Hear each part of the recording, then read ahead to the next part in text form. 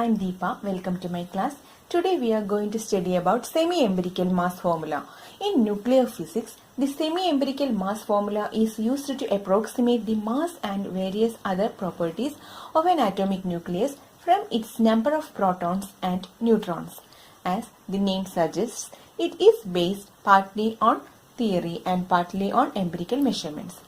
Semi-empirical mass formula help us to calculate the mass of the given nucleus from its knowledge of its mass number A and atomic number Z. And it was discovered by von Weizsäcker in 1935, and his arguments were based on the assumptions of a liquid drop model. From liquid drop model, we know that the nucleus is like a drop of incompressible fluid. The forces between the nucleons are spin independent and charge independent, and they have short range character. The mass of the nucleus can be expressed as MAZ. Here Z is atomic number and A is mass number, which is equal to ZMP plus A minus ZMN minus delta M. Here delta M is mass defect. Okay. The energy equivalent of mass defect is known as binding energy, that is binding energy EB equal to delta M C square. Therefore, delta M can be expressed as EB by C square. Then MAZ can be expressed as ZMP plus A minus ZMN minus EB by C square, since delta M is equal to EB by C square.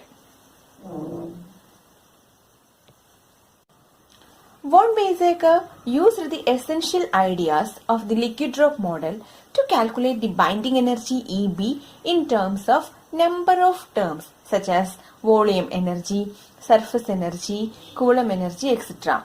That is, according to liquid drop model, binding energy is due to the volume energy, surface energy and Coulomb energy.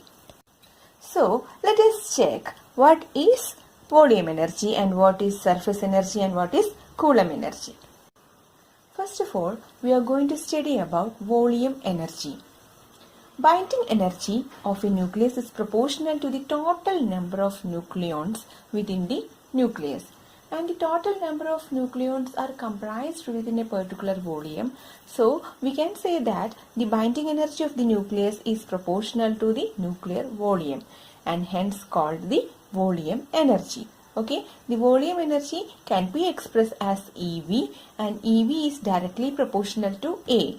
To remove the proportionality sign, we can include a constant, proportionality constant AV, that is EV is equal to AV into A, and AV is proportionality constant and its value is 15.753 mega electron volt. Here, the binding energy is proportional to the nuclear volume. So, as the nuclear volume increases, binding energy also increases. Therefore, there is positive value for AB. Next, we are going to study about surface binding energy. Surface nucleons have fewer nearer neighbors than the nucleons which are deep within the nuclear volume. This gives rise to a slight decrease in the total binding energy of the nucleus.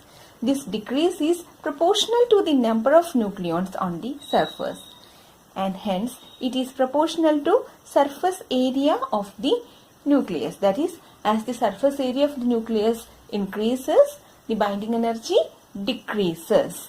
That is, the decrease in binding energy increases. Okay. Since the surface area is proportional to R square, it must be proportional to A raised to 2 by 3. That is, R is equal to R0 A raised to 1 by 3. Then R square is equal to R0 square A raised to 2 by 3.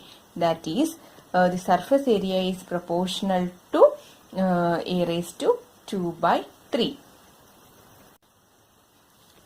Thus, the contribution of surface effect to the binding energy of the nucleus can be write as ES is proportional to A raised to 2 by 3. That is, ES is equal to minus AS A raised to 2 by 3. Here AS is a proportionality constant and its value is 17.80 mega electron volt. Here there is a negative sign and the negative sign shows that binding energy gets reduced.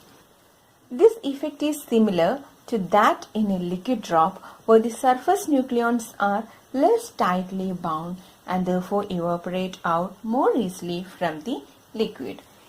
Thus, from surface binding energy, it is clear that as the surface area of the nucleus increases, its binding energy decreases. The last one is Coulomb energy. The electrostatic repulsion between each pair of protons in the nucleus also contribute towards the decrease in its binding energy. That is, we know that within the nucleus there are protons and neutrons, and protons are positively charged particles. There must be an electrostatic repulsion between the protons. That is, the electrostatic repulsion between each pair of protons in the nucleus also contribute towards the decrease in its binding energy, because the repulsion between the proton is against the binding energy. The Coulomb energy EC of the nucleus is the work that must be done to bring together Z protons from infinity to a spherical shape of the nucleus. The potential energy of a pair of proton r apart is equal to